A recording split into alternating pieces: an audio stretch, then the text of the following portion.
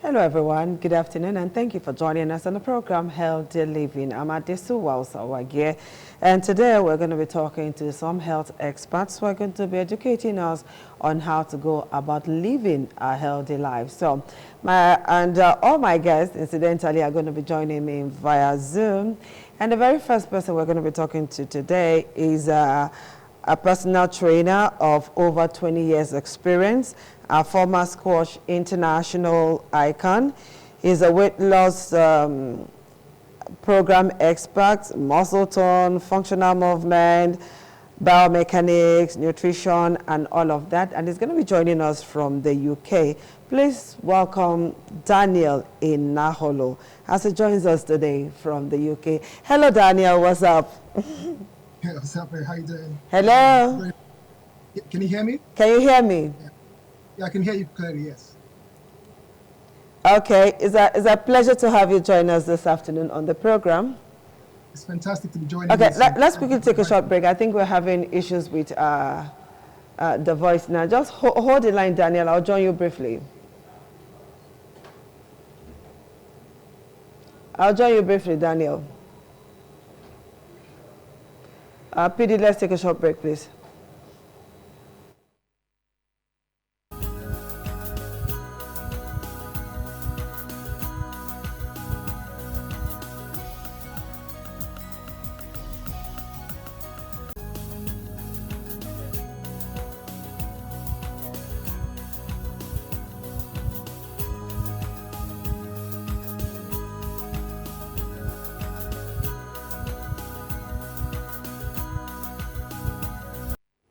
All right, we're going to join Daniel Inahalonam from the UK. He's a fitness coach, like I said before, and we're going to be asking him a couple of questions. So,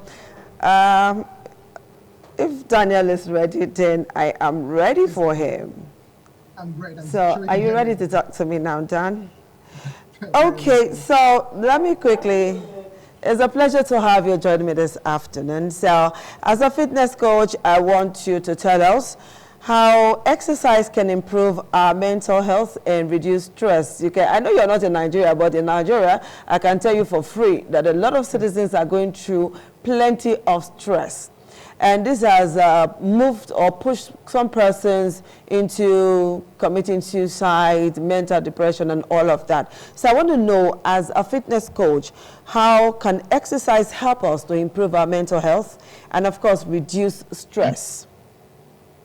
Thank you for that question. It's a very, very important question to want to ask, actually. Okay. The one thing we won't underestimate is the impact that health and fitness has on our body and our functionalities. When we exercise, our body reduces a thing called endorphins. And what endorphin does, it helps us release the stress to the body, stress to the mind. It helps us reduce things like anxieties. And it also helps us improve from things like depression. Okay, and it also helps with our cognitive functions as well. You know, it help us think clearly. It helps us work with our coordinations, with our basic functional movements.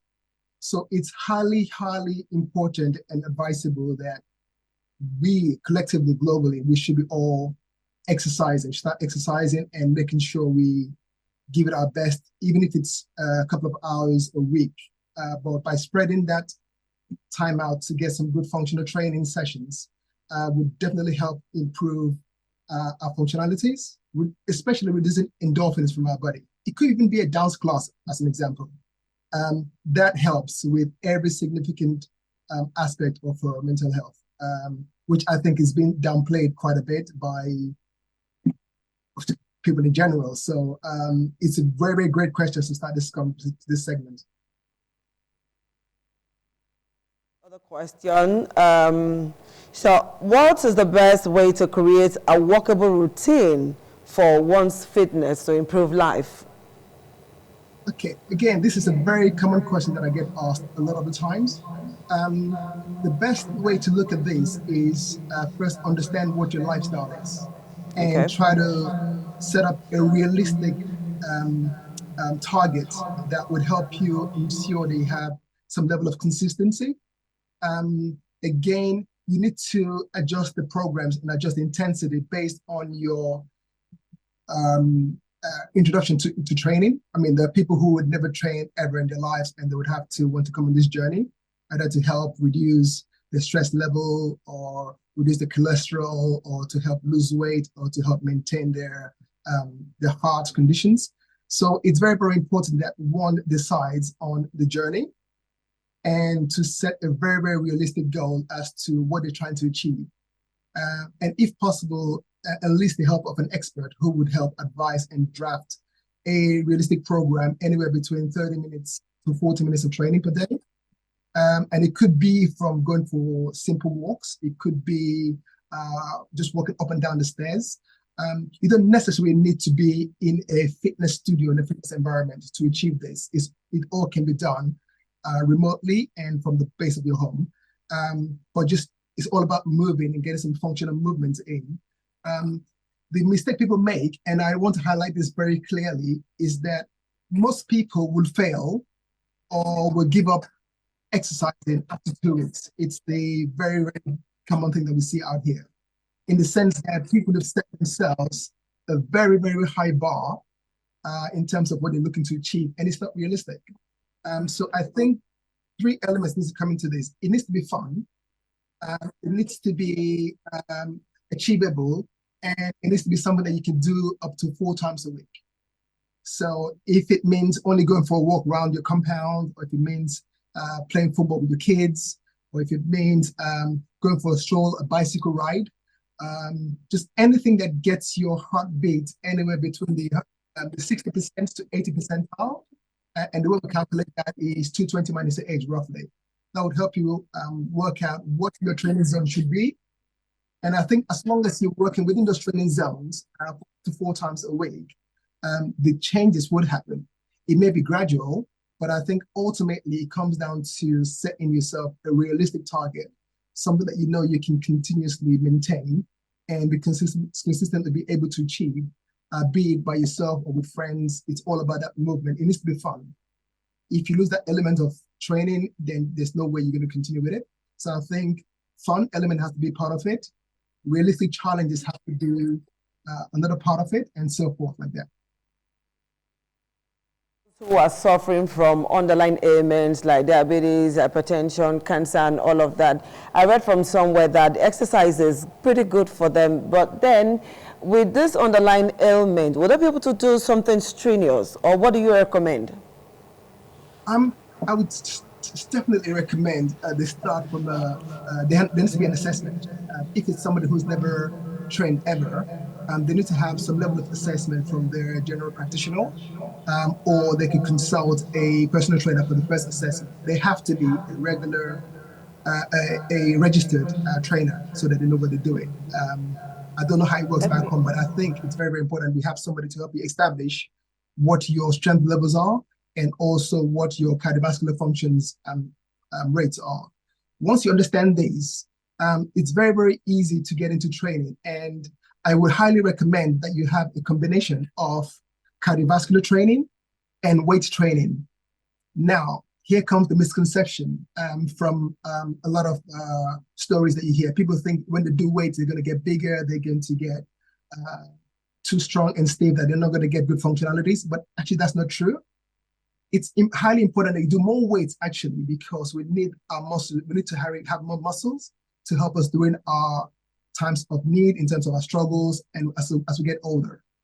It means we're able to carry our body frame in a good way. We can keep a really good form. We can keep our core engaged. The cardio part is very, very, very important as well, because the fitter you get and the stronger you get, they go hand in hand, which means you're able to deal with stress better because your lung capacity are better. Your heart rate can deal with a lot of stress of pumping out blood during the exercises. So I think it's very, very important that the training is designed in a way where you have a combination of both cardiovascular training to help improve your fitness and your endurance, and the weights to help you increase your lean muscle, which is ultimately what I always recommend for people to try to head towards. Because the more muscle you have in your body, the more muscle you carry, the better it is for you. Which means the less body fat you're carrying, means the better way for you to move around, stronger. You can lift, to walk up and down the stairs comfortably. So there's so much benefits to the strength training, which I think has been underplayed quite significantly. So my advice to anybody who wants to get into some level of training, regardless of your condition, it could be you have diabetes, it could be that you have some heart conditions, it could be that you have MS, it could be whatever it is, you have to have an element of cardiovascular training and some strength training. Now, it comes down to what is your ability? How much weight can you lift? Is it 1 kilo? Is it 2 kilos? Is it 3 kilos? It needs to be challenging enough for the muscles to be woke, for the muscles to be activated, which is what we all need. It could be that you have, you pick up a bottle of water, a 1 liter bottle of water. That is about 2 kilos. Use that for your bicep curls. Again, it's not about you going to a fitness facilities to achieve all of this. Ultimately, you can do this from the comfort of your home, as long as you understand that you set yourself realistic targets whereby you have functional equipment that would help you. Bottle of water, a bucket of water, a little bag of rice, whatever it may be. These are all part of weight training. So weight training doesn't necessarily mean you have to go lift heavy weights in the gym. It's just about lifting something that would help you activate your muscles, which is what I would want to encourage everybody to head towards. But the cardio part is also very important, because the fitter you are, the more weight you can lift and the heavier you can lift. Okay, so that's my recommendations. Okay, so what's the best way? Okay, I think I asked you that. So how can one exercise? How can one exercise to help one lose weight? Because some persons have said that some kind of exercise actually increases your weight, like you said before. So what are the routines that one should go through? Okay, this one is very, very simple. Your diet plays a significant role in helping you achieve this. It's a combination of making sure you understand how much, what your macros is. That's the first thing. Macros are meaning how much calories does your body require to function.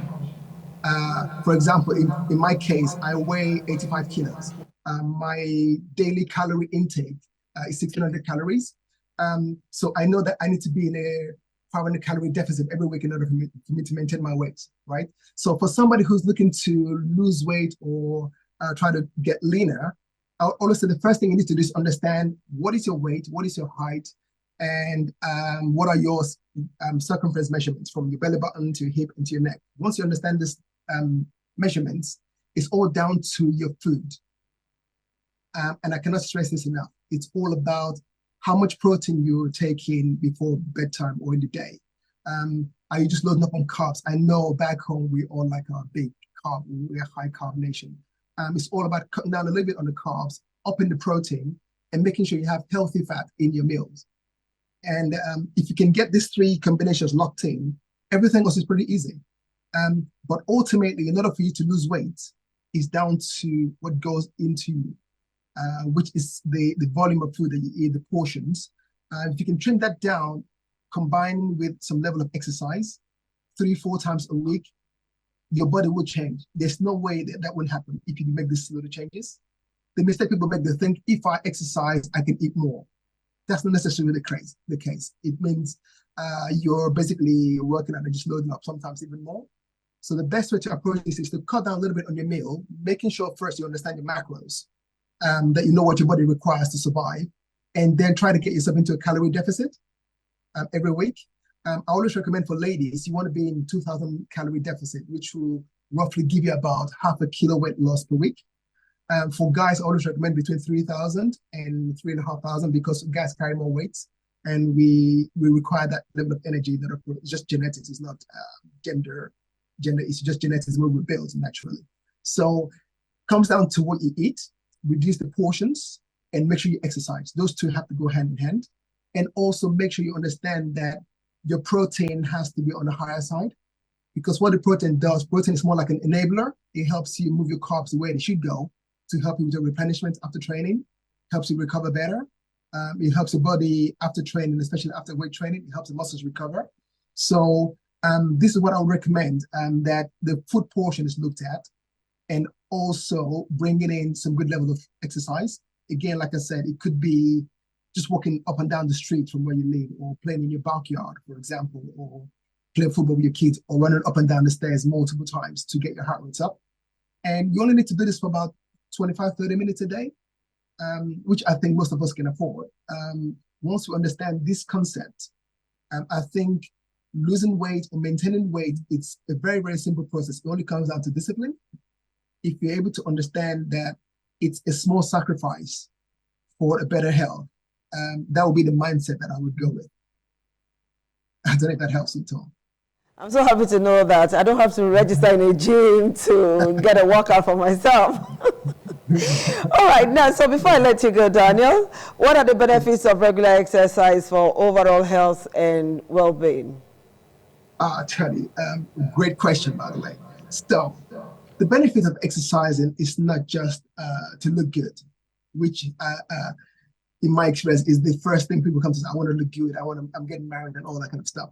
But no, regular exercises helps your physical health.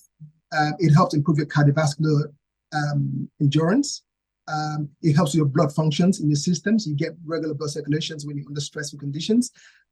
It helps you strengthen your muscles and help build up your bone density, which helps prevent osteoporosis. It helps with arthritis. It helps you with your functional movements. Okay, it helps to prevent chronic diseases. It helps boost your energy level, especially in a place like Nigeria where things are very, very stressful. Everybody's always on the move. It's highly, highly recommended that you do some sort of training, some level of exercise, be it squash, tennis, whatever it is, because the benefits far outweigh the other side of this, which is improving your functionalities, your cardiovascular strength, your weight and endurance strength, prevent chronic diseases, boost your energy, and also support your mental well-being, which is one thing that it's crucial in today's day and age, right? And it helps us live a healthier life and more active life as well, which is highly, highly important for a place like Nigeria, for example, where we're always on the go, we're always working against time. So some level, again, the benefit is so vast, and I cannot stress this highly enough for anybody to get into some kind of fitness. You don't have to be a fitness buff, or be coming into training for one particular reason, purely for a wedding or for just because you want to lose a bit of weight. It needs to be a lifestyle. As long as we can get that in, the benefits are by far the greatest achievement you'd ever the biggest challenge. Hello. Thank you so much for finding time to be with me today on the program Healthy Living. Hopefully, we'll try our best possible to put everything you have said into use and see how we can live a very fantastic life without ailments. So thank you for taking time out of your very busy schedule to be with me today. It's an absolute pleasure to be on this program with you. Okay, see you soon. Speak to you soon. Cheers. Okay. All right, guys, I've been speaking with Daniel Enahalo, who is a professional trainer of more than 25 years and a weight loss program expert and all of that, muscle, all those things. So you can see now that you just cannot take exercise out of healthy living. You don't have to register in a gym, but you need a trainer if you want to be very serious. But before then, you can just do something around your vicinity instead of jumping from one bus to the other. Trek. I did it too. During the End Hunger Strike protest, I trekked from Usilushe to Oluku. Fantastic. And I'm still feeling the pains, but it will get better. All right, so not that kind of suffering trekking anyway. The kind of exercise that'll make you feel good. We'll see you again on Healthy Living. Bye-bye.